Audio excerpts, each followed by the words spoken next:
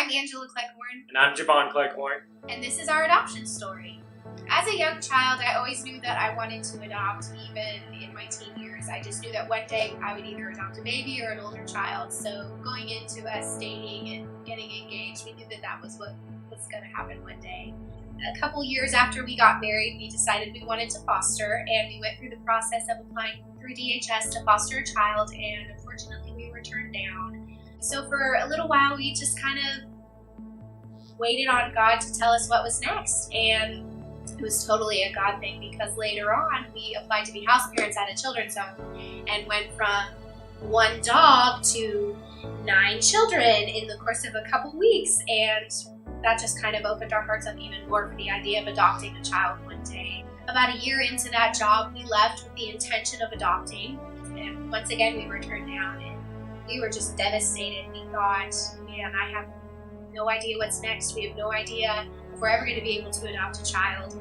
And around that same time, we found out that I suffer from infertility, and at that point we were just kind of totally down and not believing that we were ever going to be able to start a family, because once you've been turned down a certain amount of times by DHS, the answer is pretty much no. We were just praying, Lord, show us the way you want us to have a family. And then in August 2017, I got this text message from my cousin, and she said basically, hey, I have a friend who's having her second baby but can't keep it. Would you want to adopt it? And so at the time I was just sitting on the couch texting my cousin, and I freaked out, ran into the bathroom because Javan was taking a shower. I threw open the shower curtain. I said, honey, guess what?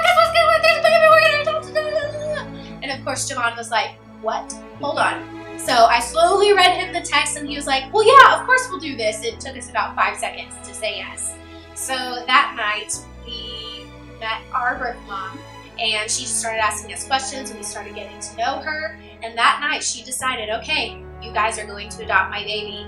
For the last several months, we've been getting to know her. We've picked out a name. We've bought baby stuff. Our families know.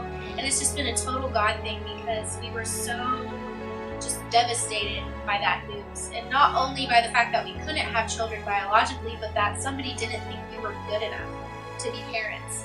And to have that told to you over and over again, that you're not good enough. You're not good enough to take the most heartbroken child and the broken children, even though we'd done it before. We had had 9 foster children live with us at a time, but we still weren't good enough, and it just totally tore us apart.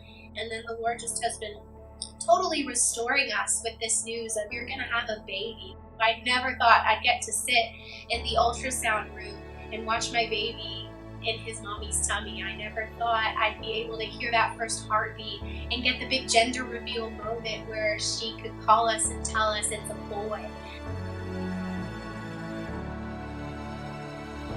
He's almost here, so we're just waiting with anticipation, and we can't wait to see what God is going to do for him in his life, because we know that he's got great plans for him to just have chosen him in this way, and we are so grateful for him.